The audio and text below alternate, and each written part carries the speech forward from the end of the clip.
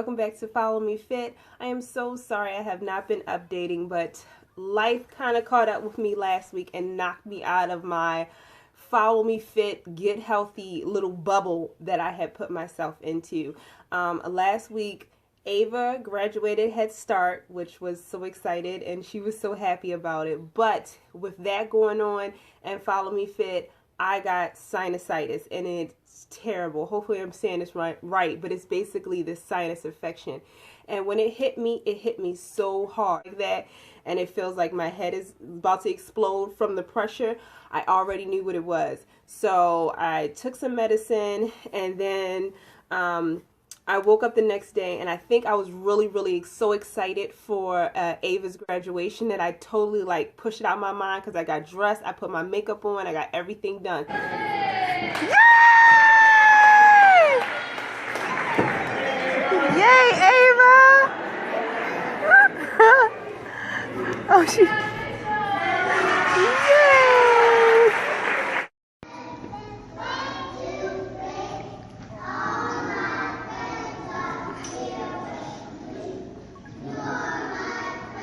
Graduation ceremony, everything just boom, hit me in the head. I laid down, I could not get up. It was so bad that I called my primary care and got an appointment to get in with her.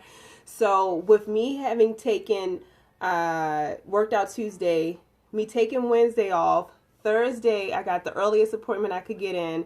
So of course I didn't work out Thursday because I finally got my medicine.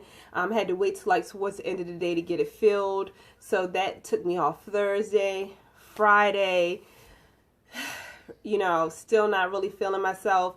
Saturday could kind of, sit up regular like I used to, but still wasn't myself. And Sunday, and guys, what it just showed me is like by Sunday, no, not Sunday, maybe by Saturday, I was a mess. I was an emotional mess because, honestly, working out for me was such a stress reliever. It is such a stress reliever, and it helps me so much. Even though I have made it quite clear that I am on anxiety and depression medication, with working out, it really relieves a lot of that tension.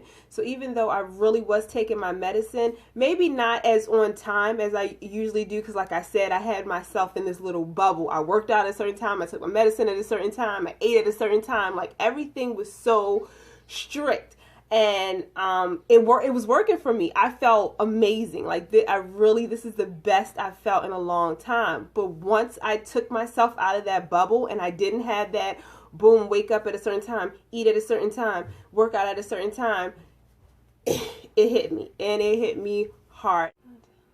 I am 100% an emotional eater, and I know this for a fact. So as soon as I started feeling sick and the worse that it got, I started to think about those comfort foods. But not saying that I didn't allow myself to have any of those comfort foods, but I didn't go to the extremes that the old Tyne would have went through and would have used being sick as an excuse. And it really comes from just childhood. Like, my mom wasn't a big cooker. Like, she did not cook at all. So for instance, if first thing we did when we got sick, boom, you get your medicine, you get your snacks, you get your subs, you get your treats, and you just bury yourself in your room and you watch TV until you feel better. And honestly, that kind of messed me up, and it sucks as being an adult, especially now since I do have a weight issue and am fighting to get this weight off of me. That part of my life sucks. But then on the other hand, I had such great memories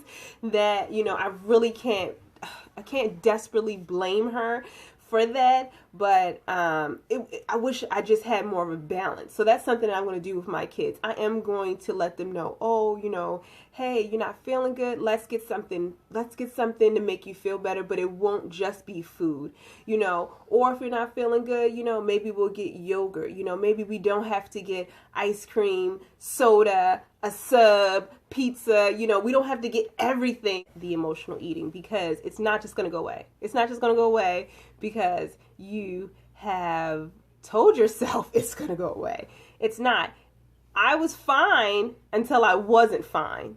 You see? So yeah, it was great when I was working out and I was doing everything I was supposed to do. But once something happened to make me emotional, I had to deal. I had to look at it in the face and be like, hey, this is what's going on. And I had to feel those emotions, and those emotions sucked. I cried more. You can have J-Roll. I cried more in these last 2 days than I probably have. You know, I'm a big, you know, I'll talk you to death. You know, I'm a big talker. Talk. J-Roll don't want to hear it. I'll talk you to death and have these long sauna. But I mean, actually tears of crying. I was legit crying because I couldn't stuff those emotions with food. I had to feel what I was feeling and say how I was feeling and walk past it. You know, I just couldn't just, you know, couldn't cork it with a pizza, I guess. Can you sit down for mommy? I did not feel like cooking, so I would drink a protein shake in a minute. I have like, oh, I'm in love with these Carb Smart fudge bars. I'll have the little picture here like I usually do. So I used to have those. Oh my God, they are so good, and I don't feel guilty. So when I wanted that, oh, I feel crummy and I want ice cream, those fudge bars gave me such life. So I did that. Yeah, I really gets popped like mine's did. You do have to take that into consideration, and you do have to talk to yourself. And I'm not telling you to not give into some of those temptations, but understand you don't have to get into all of the temptations. And a good thing to do is when I was feeling really like overwhelmed and stuff like that and really sad, it would manifest itself in other things. Like I started to get angry with J-Roll about things, and it really wasn't, J-Roll was still being J-Roll, like, or the situations were still the situations. What changed was me. I changed. My routine had changed. What I was going through has changed. So whatever you're going through, write it down, but don't just write it down. Read out loud what you wrote, and you can tell what part where you can be like, okay, I'm being a bit dramatic right now, or some things like, hey, I didn't even know I felt this way, you know. So don't just write how you're feeling. Write it down, take a second, and then reread it. And then when you read it, you can kind of dissect what's going on. Tell yourself you can't have anything, especially if you're an emotional eater. It's only going to make it worse. I know for a fact if I didn't have, for instance, like the Carb Smart fudge bars, or if I was really, really, really ridiculous and didn't eat like I was supposed to, or didn't, for instance, if I didn't eat anything at all because I thought, okay, I'm not burning the calories I want to burn, so I'm not going to eat that much, I would have just went on this ridiculous binge.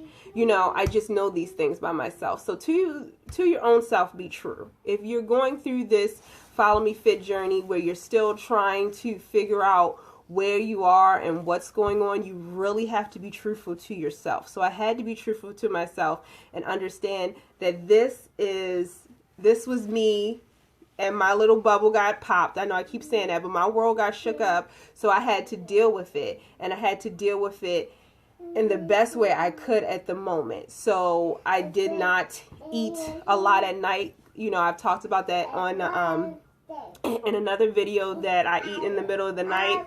I did not bring food in my room to eat in the middle of the night. I didn't do any of that crap. When I did have an indulgent, I let that count for my day. So for instance, I knew that, you know, I had the Big Mac that took up a big chunk of calories. So I was mindful of the calories that I consumed for the rest of the day. I remember J-Roll had brought donuts one day, but instead of having, you know, 3 donuts, I had a piece of them. I ain't sorry. I ain't sorry. I ain't sorry.